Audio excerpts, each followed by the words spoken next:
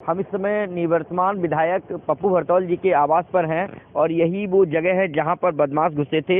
ये वो कार है, आप देख सकते हैं कि इस कार में तोड़फोड़ की गई थी। ये कार में काफ़ी स्क्रैचेज भी आए हैं और ये काफ़ी नुकसान हुआ है। इसके अलावा ये देखिए, ये जो जगह है यहाँ पर भी तोड़फोड़ की गई थी। कुर्सियाँ मारी गई थी फेंक फेंक के। सीसीटीवी फुटेज में साफ साफ दिख रहा है। ये बेटे हैं उनके, पप्पू भरतौल जी के, उनसे बात करते हैं। क्या हुआ था, कितने लोग रहे होंगे? वो यहाँ जो आया तो बंदा एक ही बंदा था, लेकिन उसके बाद वो यहाँ आने के बाद पहले उसने गाली गलौज की और गालियाँ ऐसी थी कि जो बताई नहीं जा सकती। और उसके बाद वो वहाँ से आया, उसने 15-20 कुर्सियाँ भी तोड़ दी। कुर्सियाँ भी उधर रखी हुई हैं टूटी हुई। मैं कुर्सियां देखना चाहूंगा। देखिए, कुर्सियां भी तोड़ी हैं और सीसीटीवी फुटेज में साफ साफ दिख भी रहा है कि कुर्सियों को वो फेंक रहा है, जोर जोर से जमीन पर फेंक रहा है, उनको उनके साथ तोड़ फोड़ कर रहा है। और ये देखिए, वो कुर्सियां, टूटी हुई कुर्सियां, ये सभी कुर्सियां टूटी हुई कुर्सियां रखी हुई हैं और ये देखिए चकनाचूर हो गई है कुर्सियां। तो इस तरीके से ये पूरा जो इलाका है, ये पूरा परिसर, यहाँ पर विधायक जी के तमाम लोग आते रहते हैं। लोग यहाँ जनता दरबार लगता है क्योंकि काफ़ी लोकप्रिय है अपने क्षेत्र में, सभी के काम धाम कराते हैं। और ये उनका आवास है। एक आवास ये है और एक आवास बिल्कुल सामने और है।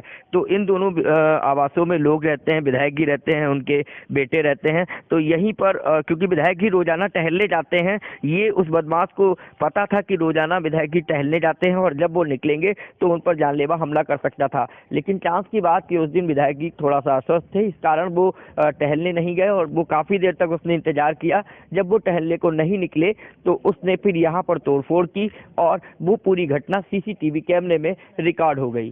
भाजपा के पूर्व विधायक पप्पू भरतौल के ऊपर जानलेवा हमला हुआ है। उनको जान से मारने की कोशिश की गई है। पप्पू भरतौल जी हमारे साथ में, उनसे बात करते हैं। क्या मामला क्या है वैसे, पूरा बात बताइए। कोई मामला हमारी तो कुछ समझ में आ नहीं रहा अभी तक जी कि ऐसी क्या बात है, क्योंकि जिस हिसाब से अटैक हुआ है और सुबह का घटनाक्रम है, क्योंकि मैं रोज़ सुबह जाता हूँ टहलने, तो मैं नहीं गया उस दिन, पता नहीं क्या, और मैं सो गया 4 बजे के लगभग।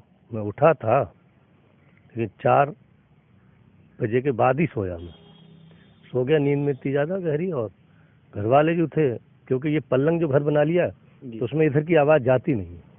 इधर से ड्राइवर ने देखा तो वो उन्होंने उधर से फायर भी किया। कोहरा भी था काफ़ी, तो या तो इसको निशाना बना के ही किया।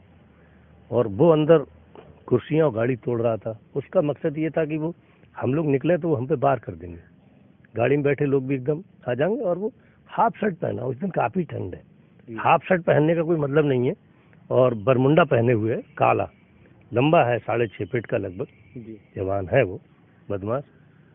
तो उसका यही मकसद था, ये निकले। ये तो पहले इंतजार करता रहा, हम नहीं गए। 5:13 पे वो अंदर आया है, 5:12 पे जी, और 5:12 पे आगे 5:15 पे फिर वो वापस चला गया है। ये है घटना। क्या लगता है कि ये आपके राजनीतिक कैरियर को ख़त्म करने की कोशिश की जा रही है? कुछ विरोधी लोग हैं जो आपको जान से मरवाना चाहते हैं। हाँ, बढ़ती लोकप्रियता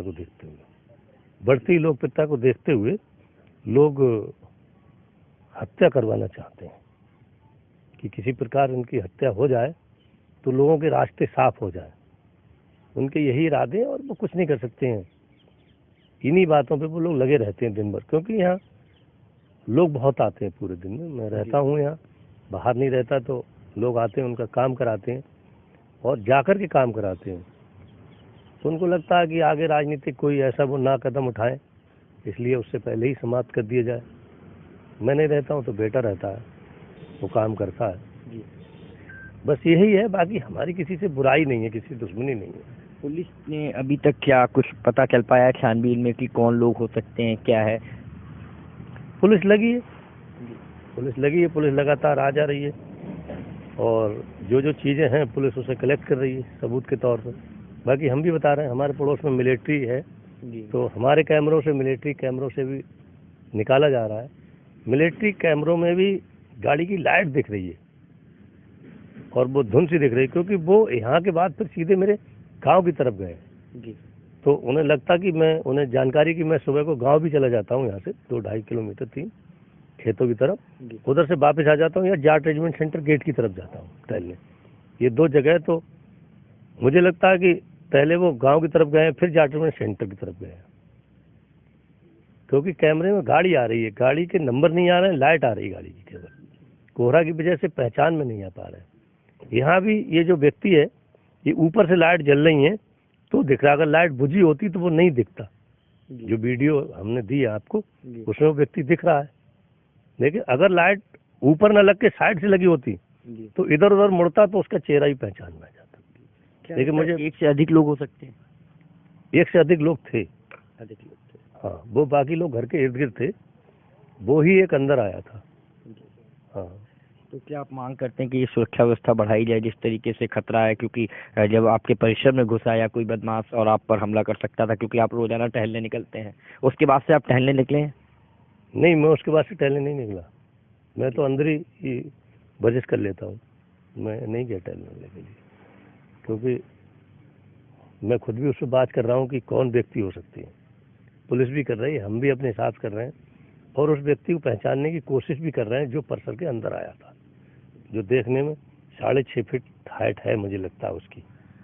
और वो जिस प्रकार से गाली गलौज कर रहा था ना, कि उसका उद्देश्य ये था कि घर के बाहर कोई निकले तो फिर हम अटैक करें। घर के परिसर में आ गया, अंदर आ गया, तो ये एक बड़ी घटना है। तो देखा आपने, विधायक जी का कहना है कि उसके बाद से 10 तारीख के बाद से वो टहलने भी नहीं निकले हैं क्योंकि उनको जान का खतरा है। कैमरामैन पंकज शर्मा के साथ अनूप कुमार मिश्रा, एबीपी गंगा, बरेली।